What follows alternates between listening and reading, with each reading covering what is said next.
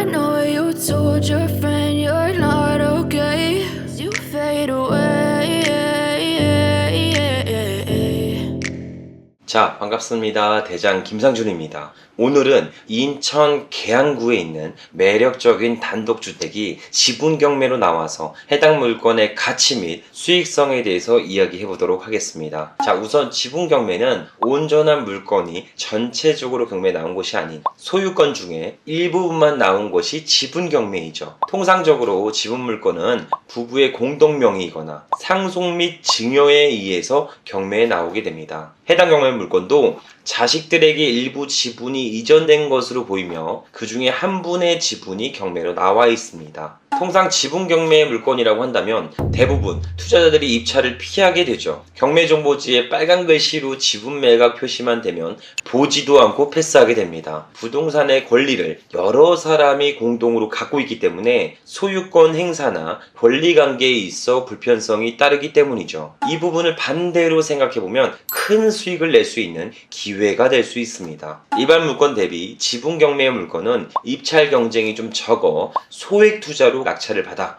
수익 실현을 현실적으로 구성해주기 때문이죠. 누가 봐도 좋아 보이는 경매 물건은 실입주 투자자들이나 장기 투자 목적의 투자자가 동시 입찰하여 고가 낙찰을 받게 됩니다. 하지만 지분 경매의 경우 온전한 부동산이 아니라는 이유만으로 틈새 시장이 되어 있습니다. 예를 들어 사과의 맛은 똑같은데 마트에서 못생긴 사과를 파는 것과 같은 이치입니다. 자, 그 무엇보다 지분 경매의 가장 큰 장점은 소액으로 가능하다는 부분입니다. 또한 나머지 지분권자에게 매도할 수 있는 정확한 출구 전략을 가지고 있기 때문에 절대 실패할 수 없는 투자 방식입니다. 통상적으로 지분 물건에 대한 편견을 가지고 있을 수 있습니다. 지분 경매는 투자 회수 기간이 상당히 길고 법률적인 자문과 조언을 얻어야지만 해결할 수 있다, 이렇게 생각할 수 있죠. 자, 지분 물건의 경우 통상 10에서 20% 정도는 법정에서 낙찰받고 즉시 투자 수익이 실현되는 경우가 있습니다. 공유자들이 우선 매수권 행사를 1회 사용해서 미납했거나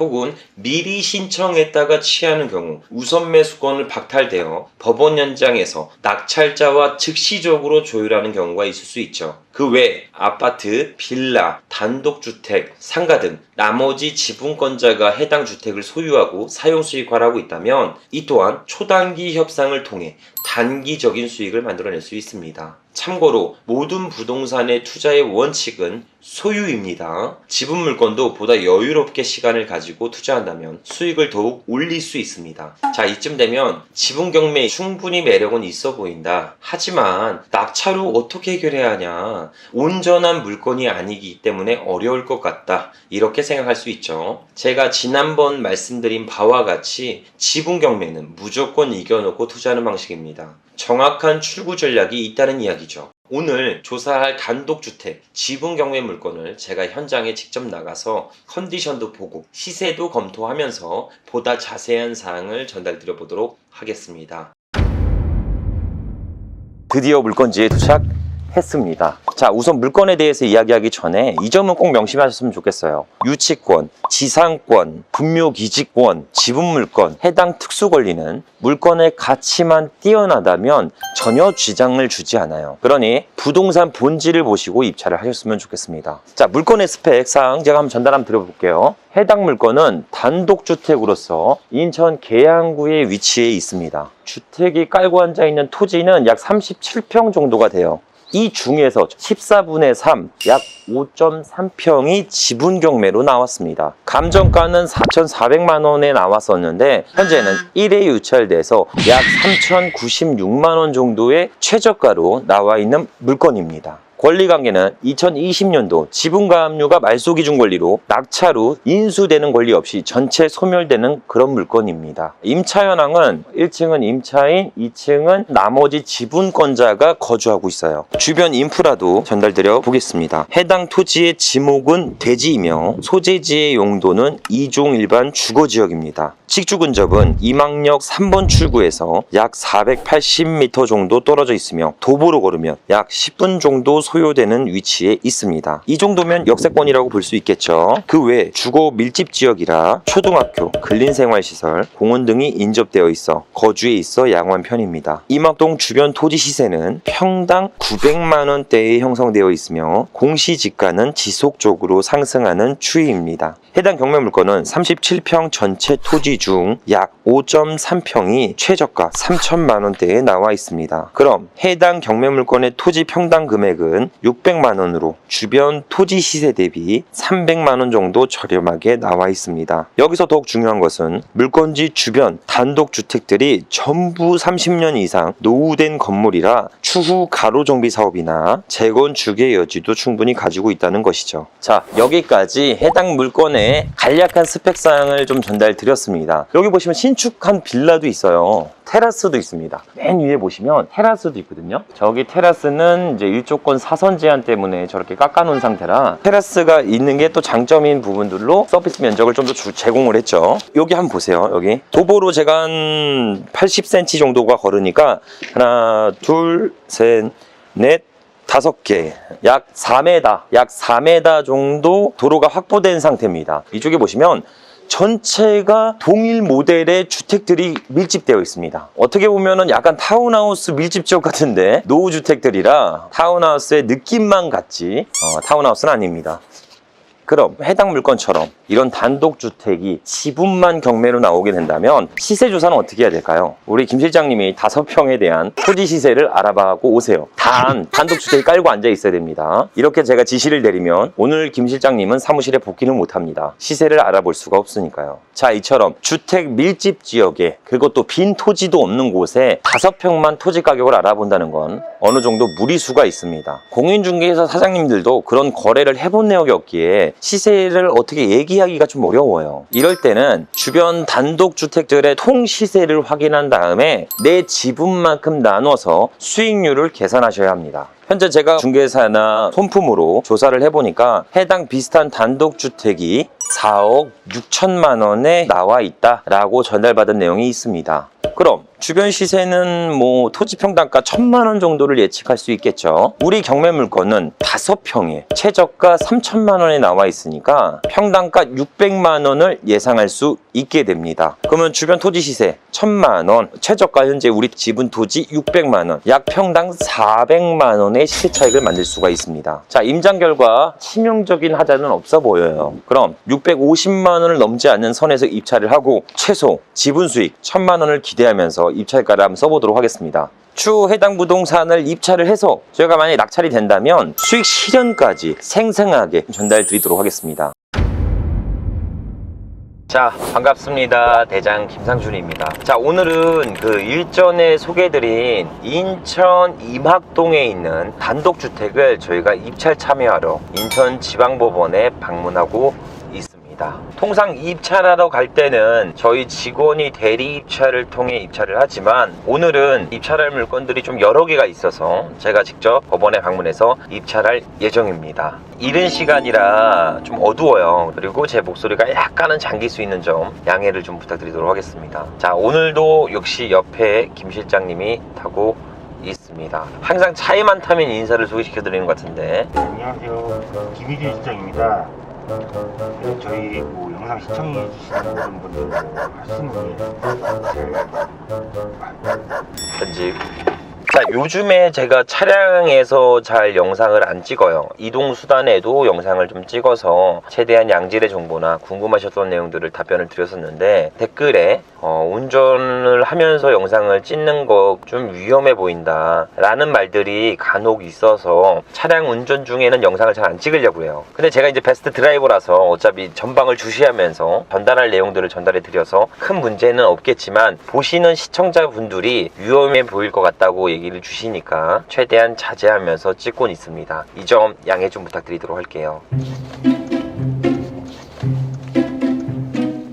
자, 그래서 차를 세웠습니다. 물건에 대해서 스펙사항이나 간략한 내용을 좀 전달드려야 되니까 세워놓고 천천히 안전하게 한 말씀을 전달드려 보도록 할게요. 자, 입찰할 물건의 간략한 스펙사항은 위치는 인천 계양구에 있는 단독주택입니다. 토지 면적 총 37평 중에 14분의 3에 해당하는 5.3평이 지분으로 나온 케이스입니다. 감정가는 4,200만원부터 시작해서 현재는 1회 유찰되어 최저가 3,096만원까지 떨어진 물건이죠. 주변 토지 평당가는 1,000만원 정도의 시세인데 현재 최저가로 따져보면 토지 평당가는 600만원까지 떨어져 있는 상태입니다. 그럼 결과적으로 봤을 때 주변 시세는 1,000만원인데 현재 토지의 평당가는 600만원이니까 평당 400만원의 차익이 발생될 수 있는 물건이죠. 그럼 400만원씩 5평이니까 시세 차익만 해도 2천만원의 차익을 만들 수 있는 지분 경매 물건입니다. 권리 분석은 2020년도 지분 가압류가 말소 기준 권리가 되면서 밑으로는 모든 권리가 소멸합니다.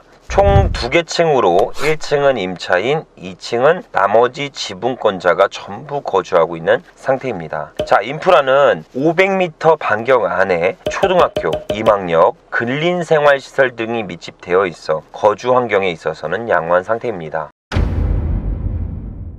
드디어 입찰을 하고 사무실 복귀하기 전에 광명에 있는 명장이라는 빵집에 도착했습니다. 자, 우선 빵들 한번 보여드릴게요. 요게 이제 빵들이 베스트라고 하던데 여기 분위기 한번 보세요. 아이들과 같이 와서 빵도 같이 먹고 이야기도 나누면 굉장히 좋을 곳인 것 같아서 조금 생각도 할 겸 아이디어도 회의를 할 겸 직원들이랑도 방문하고 저 또한 여기도 자주 오는 곳이라 빵도 맛있습니다. 참고로 협찬은 아닙니다. 고생했으니까 우리 김 실장님 빵 하나 좀 드릴게요. 그래서 고생하셨으니까 요 케이크로 요 딸기 케이크, 우리 실장님이 좋아하는 딸기 케이크로 해서, 자, 실장님 하세요. 아이고 잘 먹는다. 맛을 말씀 주셔야죠. 맛있네요. 먹고 싶어서 어떻게 참았습니까? 자, 대망의 입찰 결과 말씀을 드려보도록 하겠습니다. 그래서 3,220만원의 낙찰이 되었습니다. 차순위랑 한 60만원 차이 아주 근소하게 받았어요. 제가 매번 말씀드리죠. 근소하게 낙찰받는 건 제 성격이 아니라 이번에도 만족을 하지 못합니다. 근데 이번 물건은 조금 더 쓰고 싶어도 더 쓰지 못했어요. 지분 물건이라, 그리고 뭐 일반 매매가와 약간 큰 차이가 없어서, 그리고 다양한 출구 전략을 좀 예시하기가 어려워서 그냥 최저가로만 입찰한 케이스라고 보시면 됩니다. 솔직하게 말씀드리면 이런 물건 잘 하진 않는데 우리 시청자분들에게 보여드리려고 하는 거예요. 1,000만원 내지 3,000만원 이런 소액으로 단기적으로 투자를 해서 한 3개월 안에 1,000만원 이상의 수익을 만드는 거를 단기적으로 보여드리려고 이번 컨텐츠를 준비했습니다.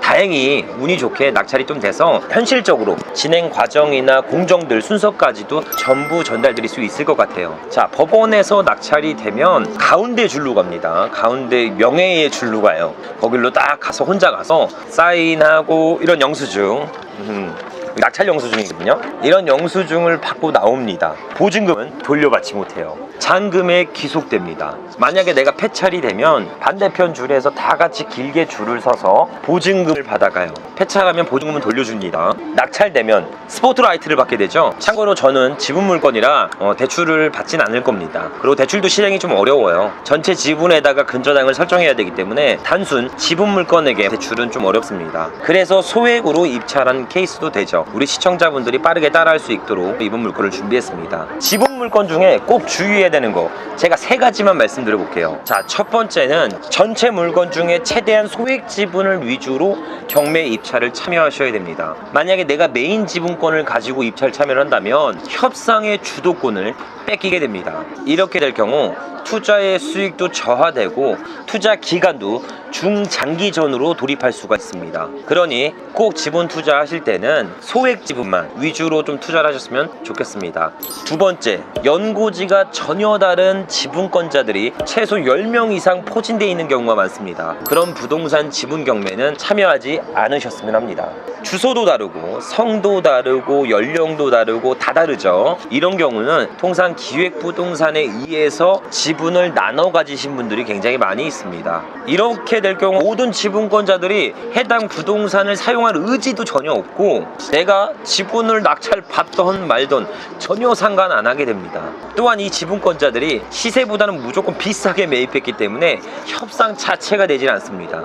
그러니 아예 연고지가 다른 지분권자 10명 이상 되는 그런 부동산 지분 경매는 참여하지 않으셨으면 합니다. 마지막 세 번째는 아까 전에도 말씀드렸는데 부동산을 온전히 취득하는 게 아니라 일정 부분을 취득하기 때문에 담보대출을 받기가 어렵습니다. 그렇기 때문에 지분 물건의 경우는 철저하게 자금 플랜을 세워놓고 입찰을 하셔야 합니다. 자, 이건 권해적인 건데 제가 막 열심히 임장 가고 시세 조사하고 법원까지 가서 입찰해서 채고가 낙찰을 받았지만 공유자 우선 매수권으로 인해 낙찰의 권리를 빼앗길 수도 있습니다. 채고가 매수인의 입찰 가격으로 공유자가 해당 가격으로 매입할 수 있는 권리를 가지고 있기 때문에 낙찰이 됐다고 하더라도 공유자들에게 낙찰권의 권리를 빼앗길 수 있다는 거죠. 하지만 오늘은 들어오진 않았습니다. 이처럼 공유자들이 안 들어오는 경우들이 굉장히 많이 있어요. 혹은 기존의 우선 매수권을 행사해서 박탈됐던 일도 있을 겁니다. 이처럼 그냥 그 지분 물건 하면 뭐해, 공유자들이 오면은 낙찰의 권리를 뺏길 텐데, 이렇게 생각하지 마시고 적극적으로 저돌적으로 입찰을 하셨으면 좋을 것 같습니다. 공유자들이 많이 안 오는 경우들도 많고요. 아니면 일전에 우선 매수권을 행사해서 우선 매수권의 권리가 없는 경우도 있으니까 물건의 가치만 뛰어나다면 무조건 투자하셔서 성공적인 결과를 만드셨으면 좋겠습니다. 요약해서 한번 말씀드려볼게요. 첫 번째, 소액 지분을 가지고 협상의 주도권을 가져라. 그리고 두 번째, 연고지가 전혀 다른 다수의 지분권자들이 엉켜있는 그런 물건들은 피해라. 세 번째, 대출에 대한 제한이 될 수가 있으니까 철저하게 자금 플랜을 세우고 입찰을 참여해라. 이 세 가지는 지분 투자 시 꼭 명심하시고 입찰하셨으면 좋겠습니다. 보통 폐찰하시면 실패했다고 생각하시는 분들이 굉장히 많습니다. 폐찰은 실패가 아닙니다. 폐찰로 인해서 돈 주고 사지 못하는 수많은 경험을 사게 되는 거예요. 시세 조사했죠, 임장 갔죠, 법원에서 입찰가 썼죠, 해당 부동산의 폐찰에 대한 사유를 지속적으로 연구할 거죠. 이 또한 경매의 근육으로 키워나가서 추후에 진짜 부동산 투자를 통해 경제적 자유를 달성하는 밑거름이 될 겁니다. 그러니 부동산 경매 투자를 좀 적극적으로 하셨으면 좋겠습니다. 오늘도 고생하셨습니다. 감사합니다.